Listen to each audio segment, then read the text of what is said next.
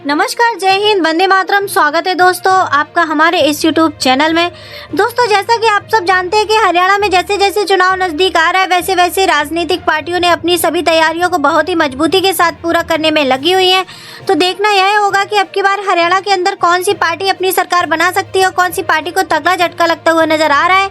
जो अभी ताजा सर्वे ओपिनियन पोल सामने निकल कर आया है, इसमें सभी हरियाणा की 90 विधानसभा सीटों का विस्तार से जाने की किस पार्टी की किस जिले में कितनी सीटें मिलती हुई नजर आ रही है और कौन सी पार्टी हरियाणा के अंदर अपनी जीत का परचम लहराने वाली है। तो चलिए शुरू करते हैं यहाँ से। तो सबसे पहले हम शुरुआत में बात करते हैं गुड़गांव जिले की, लेकिन उससे पहले हम जानकारी के लिए थोड़ा सा आपको बता देता कि हरियाणा में कुल विधानसभा की 90 सीटें और किसी भी पार्टी को पूर्ण बहुमत की सरकार बनाने के लिए 46 सीटें जीतने की आवश्यकता होती है। तो चलिए जानते हैं कि कौन सी पार्टी 46 सीटों के जादुई आंकड़े को पार करके अपनी सरकार बना सकती है या बनाने जा रही है। यदि हम गुड़गांव जिले की बात करें तो गुड़गांव जिले में विधानसभा की कुल 4 सीटें आती हैं। गुड़गांव जिले का जो ताजा सर्वे ओपिनियन पोल सामने निकल कर आया है उसमें देखा जा रहा है कि गुड़गांव जिले की सभी 4 विधानसभा सीटों में से बीजेपी का यहाँ पर सुपड़ा साफ होता हुआ नजर आ रहा है। तो दोस्तों कह सकते हैं कि बीजेपी को यहाँ 0 सीट पर सिमटती हुई नजर आ रही है। वही कांग्रेस पार्टी की बात करें तो 2 सीटें जाने का अनुमान है। इनेलो की बात करें तो यहाँ पर INLD की बात करें तो यहाँ पर 1 सीट जाती हुई नजर आ रही। तो वहीं अन्य दल की बात करें तो 1 सीट जाती हुई नजर आ रही है। तो दोस्तों कह सकते हैं कि कांग्रेस गठबंधन को हरियाणा के गुड़गांव जिले में काफी ज्यादा फायदा मिलता हुआ नजर आ रहा है। अब हम बात करते हैं इसी के साथ कुरुक्षेत्र जिले की। तो कुरुक्षेत्र में विधानसभा की कुल 4 सीटें आती हैं। आप देख सकते हैं कि कुरुक्षेत्र का जो ताजा सर्वे ओपिनियन पोल सामने निकल कर आया है, कुरुक्षेत्र की सभी 4 विधानसभा सीटों में से बीजेपी पार्टी खाते में 1 सीट जाने का अनुमान है। तो वहीं कांग्रेस पार्टी की बात करें तो 2 सीट जाती हुई नजर आ रही। तो इनेलो का यहाँ पर खाता खुलने की कोई संभावना नहीं दिख रही है। तो जबकि अन्य दल की बात करें तो यहाँ पर 1 सीट जाती हुई नजर आ रही। तो दोस्तों कह सकते हैं कि कांग्रेस गठबंधन को कुरुक्षेत्र में भी काफी ज्यादा फायदा मिलता हुआ नजर आ रहा है। अब हम बात करते हैं इसी के साथ झज्जर जिले की। झज्जर जिले में विधानसभा की कुल सीटें यहाँ पर बात करें तो यहाँ पर 4 सीटें आती है। आप देख सकते हैं कि झज्जर की सभी 4 विधानसभा सीटें और बीजेपी और कांग्रेस के बीच मुकाबला टक्कर का देखने को मिल सकता है कि झज्जर जिले की 4 विधानसभा सीटों में से बीजेपी पार्टी खाते में यहाँ पर 2 सीटें जाती हुई नजर आ रही है, जबकि कांग्रेस पार्टी के खाते में भी 2 सीटें जाती हुई नजर आ रही है। इनेलो को यहाँ पर खाता खुलने की कोई संभावना नहीं दिख रही। तो अन्य दल का भी यहाँ पर सुपड़ा साफ होता हुआ नजर आ रहा है। इस प्रकार दोस्तों हमने हरियाणा की 12 विधानसभा सीटों का जो ताजा सर्वे ओपिनियन पोल देखा है तो बीजेपी पार्टी खाते में 3 सीट जाती हुई नजर आ रही है। वही कांग्रेस पार्टी की बात करें तो 6 सीटें और INLD बात करें तो 1 सीट जाती है और अन्य दल की बात करें तो यहाँ पर 2 सीटें जाती हुई नजर आ रही है। अब हम बात करते हैं इसी के साथ हरियाणा राज्य के अगले जिले की। तो अगला जिला है पलवल। पलवल जिले में विधानसभा की कुल 3 सीटें आती हैं। आप देख सकते हैं कि पलवल जिले में सभी 3 विधानसभा सीटों का जो ताजा सर्वे ओपिनियन पोल निकल कर आया है उसमें देखा जा रहा है कि बीजेपी के खाते में यहाँ पर 1 सीट जाने का अनुमान है। तो भाई कांग्रेस गठबंधन की बात करें तो 1 सीट जाती हुई नजर आ रही है। INLD की बात करें तो 2 यहाँ पर 0 सीट जाती हुई नजर आ रही है, जबकि अन्य दल की बात करें तो यहाँ पर 1 सीट जाती हुई नजर आ रही है। तो दोस्तों कह सकते हैं कि पलवल जिले में वो मुकाबला त्रिकोणीय देखने को मिल सकता है। अब हम बात करते हैं इसी के साथ हरियाणा राज्य के अगले जिले की। तो अगले जिला है नूह मेवात। नूह मेवात में विधानसभा की कुल 3 सीटें आती हैं। आप देख सकते हैं कि नया मेवात में जिले में ताजा सर्वे ओपिनियन पोल सामने निकलकर जो आया है देखा जा रहा है कि नूह मेवात में सभी 3 विधानसभा की सीटों में से बीजेपी पार्टी की बात करें तो यहाँ पर 1 सीट जाती हुई नजर आ रही है। वहीं कांग्रेस पार्टी की बात करें तो 1 सीट जाती हुई नजर आ रही है। अन्य दल की बात करें तो 1 सीट जाती हुई नजर आ रही है। INLD अर्थात इनेलो का यहाँ पर खाता खुलने की कोई संभावना नहीं दिख रही है।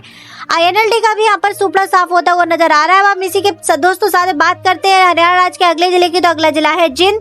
जिंद जिले में विधानसभा की कुल 5 सीटें आती हैं। आप देख सकते हैं कि जिंद जिले का यदि हम ताजा सर्वे ओपिनियन पोल देखें तो यदि हम इसी के साथ दोस्तों बात करते हैं, आप देख सकते हैं कि जिंद जिले की सभी 5 विधानसभा सीटों में से बीजेपी पार्टी खाते में यहाँ पर 2 सीट जाती हुई नजर आ रही है। वहीं कांग्रेस पार्टी की बात करें तो 3 सीटें जाती हुई नजर आ रही है। इनेलो का यहाँ पर खाता खुलने की कोई संभावना नहीं है, जबकि अन्य दल का भी यहाँ पर सुपड़ा साफ होता हुआ नजर आ रहा है। अब हम बात करते हैं इसी के साथ दोस्तों हरियाणा राज्य के अगले जिले की। तो अगला जिला है सिरसा। सिरसा जिले में विधानसभा की कुल 5 सीटें आती हैं। आप देख सकते हैं कि सिरसा जिले का जो ताजा सर्वे ओपिनियन पोल निकल कर आया है देखा जा रहा है कि सिरसा की सभी 5 विधानसभा सीटों में से बीजेपी पार्टी की बात करते हैं तो यहाँ पर 2 सीटें जाती हुई नजर आ रही है। तो वही कांग्रेस पार्टी की बात करें तो 2 सीटें जाती हुई नजर आ रही है। इनेलो का यहाँ पर खाता खुलने की कोई संभावना नहीं दिख रही है, जबकि अन्य दल की बात करें तो यहाँ पर छोटे छोटे जो अन्य दल है हरियाणा राज्य के उसके खाते में भी 1 सीट जाती हुई नजर आ रही है। जबकि ओम प्रकाश चौटाला की जो पार्टी इनेलो और BSP का जो गठबंधन है उसके खाते में भी यहाँ पर 0 सीटें जाती हुई नजर आ रही है। हम बात करते हैं इसी के साथ दोस्तों पंचकुला जिले की। पंचकुला विधानसभा में कुल 2 सीटें आती हैं।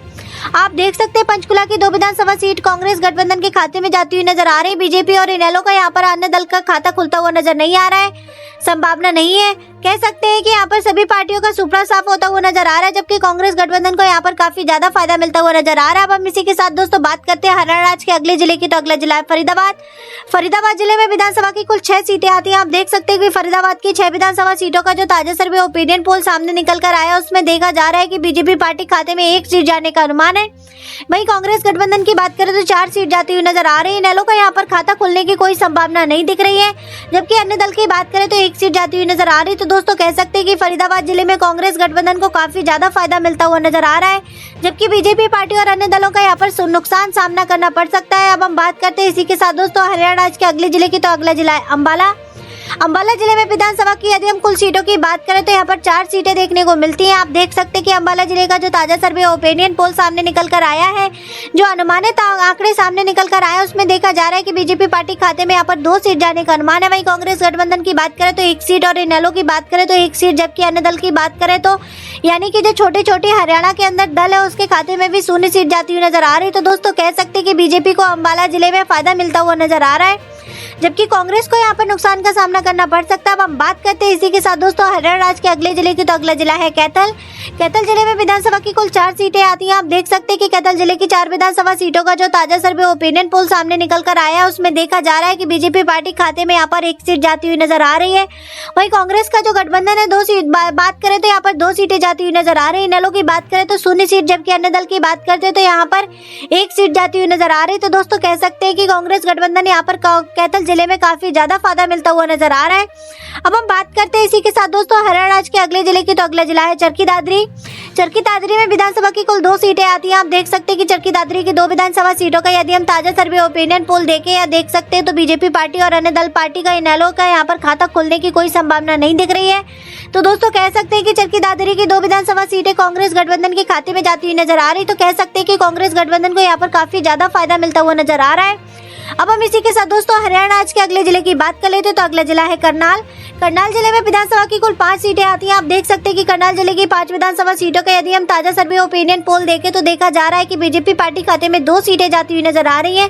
कांग्रेस पार्टी की बात करें तो 2 सीटें और इनेलो को यहाँ पर खाता खोलने की कोई संभावना नहीं दिख रही है, जबकि अन्य दल की बात करते हैं तो यहाँ पर 1 सीट जाती हुई नजर आ रही है। तो दोस्तों कह सकते हैं कि बीजेपी और कांग्रेस के बीच करनाल जिले में बराबरी का मुकाबला देखने को मिल सकता है, जबकि 1 सीट अन्य दल के खाते में जाती हुई नजर आ रही। तो अब हम बात करते हैं इसी के साथ दोस्तों हरियाणा राज्य के अगले जिले की, तो अगला जिला है हिसार। हिसार जिले में विधानसभा की कुल 7 सीटें आती हैं। आप देख सकते हैं कि हिसार की सभी 7 विधानसभा सीटों का यदि हम ताजा सर्वे ओपिनियन पोल देखें तो देखा जा रहा है कि बीजेपी पार्टी खाते में 2 सीटें जाती हुई नजर आ रही है। वहीं कांग्रेस पार्टी की बात करें तो 4 सीटें जाती हुई नजर आ रही है। इनेलो को यहाँ पर खाता खुलने की कोई संभावना नहीं दिख रही है, जबकि अन्य दल की बात करें तो यहाँ पर 1 सीट जाती हुई नजर आ रही है।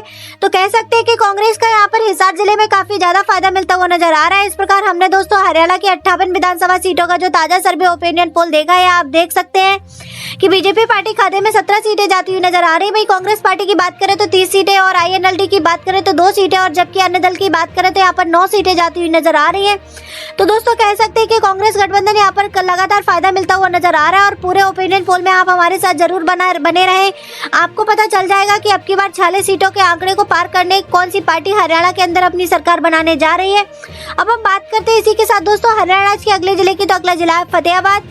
फतेहाबाद जिले में विधानसभा की कुल 3 सीटें आती हैं। आप देख सकते हैं कि फतेहाबाद जिले का जो ताजा सर्वे ओपिनियन पोल सामने निकल कर आया है, देखा जा रहा है कि बीजेपी, इनेलो और अन्य दल की बात करें तो यानी कि सभी को मिलाकर यहाँ पर सुपड़ा साफ होता हुआ नजर आ रहा है, जबकि कांग्रेस के यहाँ पर बात करें तो सभी सीटें यानी कि फतेहाबाद जिले के अंदर 3 सीटें कांग्रेस पार्टी खाते में जाती हुई नजर आ रही। तो कह सकते हैं कि फतेहाबाद में कांग्रेस गठबंधन को काफी ज्यादा फायदा मिलता हुआ नजर आ रहा है, जबकि बीजेपी और इनेलो और अन्य दल की पार्टी की बात करें तो यहाँ पर सुपड़ा साफ होता हुआ नजर आ रहा है। इसी के साथ दोस्तों हम बात करते हैं हरियाणा राज्य के अगले जिले की, तो अगला जिला है भिवानी।